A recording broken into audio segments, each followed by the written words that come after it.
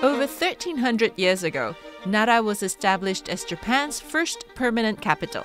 Many historical structures in the area are related to Buddhism, which was introduced to Japan in the 6th century and embraced by the then ruling nobles. As such, Nara and the area around it contain many temples, including some of Japan's oldest, numerous cultural and historical treasures and monuments. Close to both Osaka and Kyoto in western Japan, there are multiple train connections between Nara and the two major cities.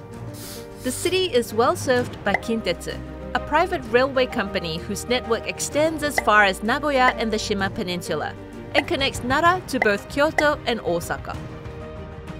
While Nara is doable as a day trip from either city, an overnight trip is best to do it justice and fully experience the former capital.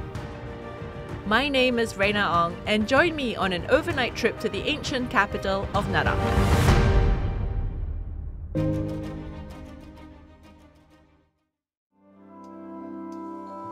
A special train that connects Osaka and Kyoto with Nara is the Sightseeing Limited Express Aoniyoshi, operated by Kintetsu Railway. There are just a few round trips per day from Osaka and Kyoto. The comfortable sightseeing train offers premium seats, and it is a comfortable way to travel in style. Here's the plan. We begin our trip by taking the train from central Osaka directly to Nara. Then we'll spend the first day visiting the three major sites in Nara City, starting with Kofukuji Temple, then Todaiji Temple, and Kasuga Taisha, before ending the day with dinner at our accommodation. The second day begins with a stroll through a Japanese garden. Then we'll go to the city's former merchant district, visiting a temple and entering some restored merchant townhouses. We'll have dinner and end the trip at a local craft beer brewery.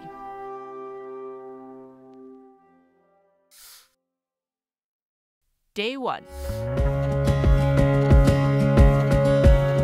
Before embarking on my walking tour of Nara City, I leave my bag at my accommodations service counter in the city near Kintetsu-Nara station. From there, a short 5-minute walk takes me to Kofukuji, the family temple of the Fujiwara clan, the most powerful family in Japan during the 8th to 10th centuries. This central golden hall is the main and most important building of Kofukuji. Since the establishment of the temple in 710, this hall has been rebuilt 7 times, and the latest reconstruction was completed in 2018.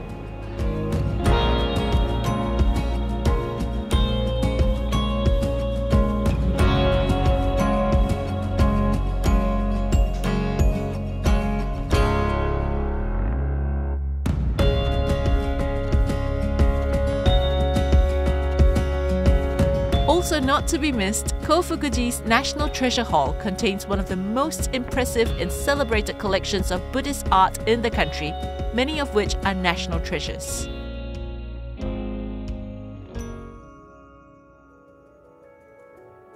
Todaiji is one of the greatest temples in Japan, and the approach to it leads through this massive 25-meter tall wooden gate, also known as Nandaimon.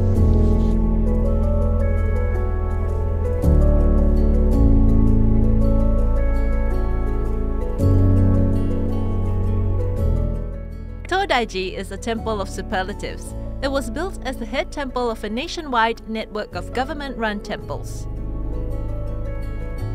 Todaiji's main hall is one of the world's largest wooden buildings, and its main object of worship is a 15-meter tall bronze statue of Buddha.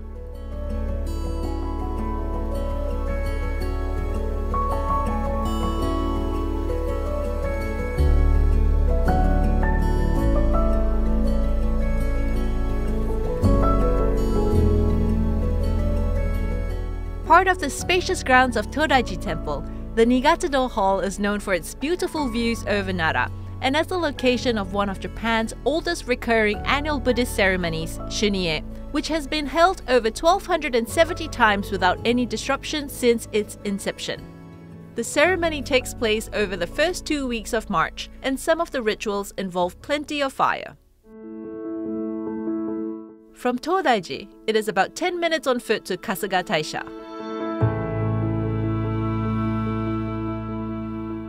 Kasuga Taisha is the most famous Shinto shrine in Nara. It was established by the powerful Fujiwara clan with the purpose of bringing peace to the country and prosperity to the people.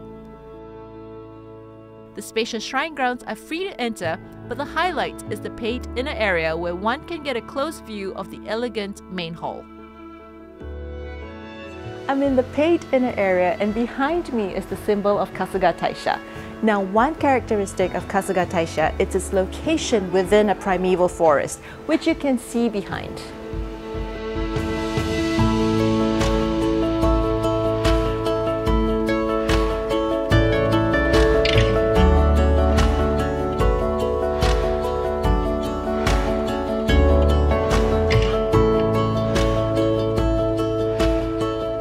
Kasuga Taisha is also the origin and namesake for one of the more common architectural shrine styles. One distinctive characteristic of the Kasuga-zukuri style is the sloping roof which extends over the front of the shrine like you can see behind me.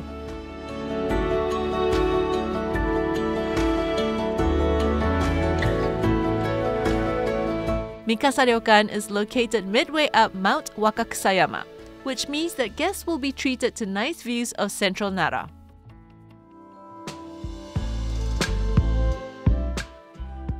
The accommodation is a nice place to relax and enjoy an outdoor bath after a day of exploring the city.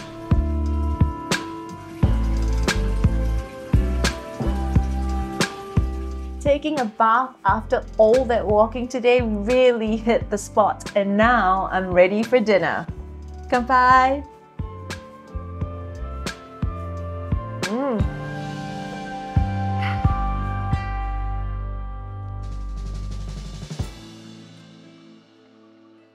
Oyasumi. Day 2. My first stop for the day is Isuien Garden, a beautiful Japanese landscape garden between Kofukuji and Todaiji. Isuien is made up of 2 gardens that showcase the different periods they were created. The front garden near the entrance is the older of the 2 and dates back to the late 17th century, while the rear garden was created in the early 20th century. Part of the scenery you can see from here includes Nandaimon Gate, which we passed through yesterday, as well as the dark green primeval forest which surrounds Kasuga Taisha.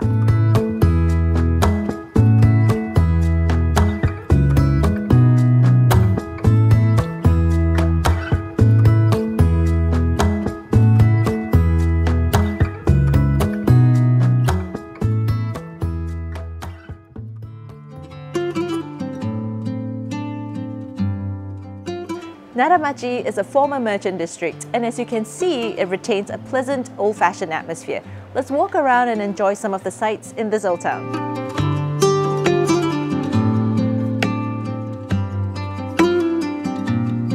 Gangoji Temple can be called Japan's first Buddhist temple. It was built over 100 years before the establishment of Nara in the village of Asuka, about 20 kilometers south of Nara, where several previous capitals were located. Originally known as Asuka-dera, the temple was moved to Nara when the capital was established and renamed.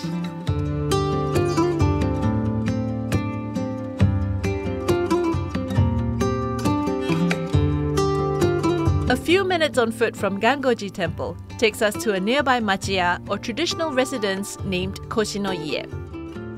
A characteristic of machiya is that they're quite narrow because taxes used to be calculated based on the width of the storefront, but they're quite long on the inside to make up for it. Let's go inside and take a look.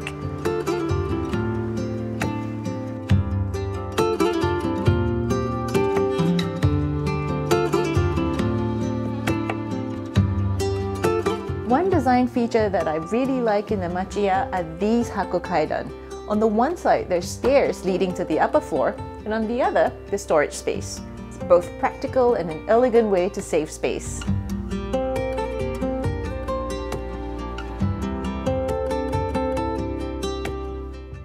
Next, I visit the Karakuri Toy Museum, which is also housed in a machiya. Here, Over 200 mechanical toys from the feudal period have been reproduced for visitors to play.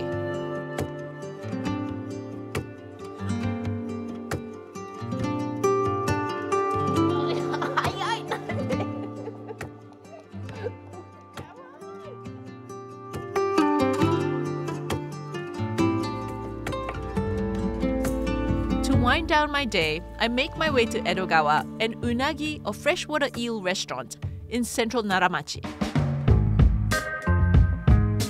Tonight's dinner is a special unagi kaiseki course dinner that is limited to 2 groups a night.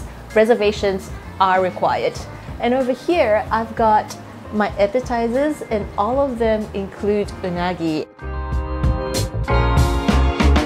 The unagi kaiseki course dinner is a multi-sensory dining experience as the chef prepares the unagi before your eyes to the delicious smells and tastes of the dishes that follow. So light, so fluffy, you can taste the fat, but it's not overpowering. This is really good.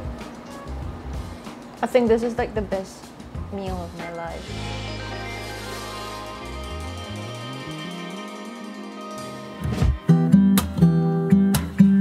Finally, before taking the train out of Nara, I stopped by the local craft beer brewery to grab a pint and toast for the 2 full days in central Nara. It's been a great 2 days in Nara, and there's no better way to end it than with local Nara craft beer. So, kanpai!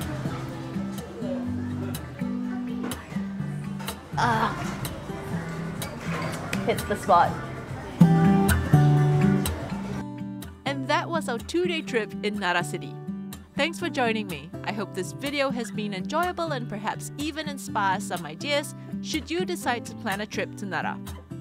For more information about this trip or to watch another video, click the links on the screen now or head over to japanguide.com, your comprehensive, up-to-date travel guide first-hand from Japan. Thanks for watching. Be sure to subscribe and click the notification bell for more videos about Japan. Happy travels!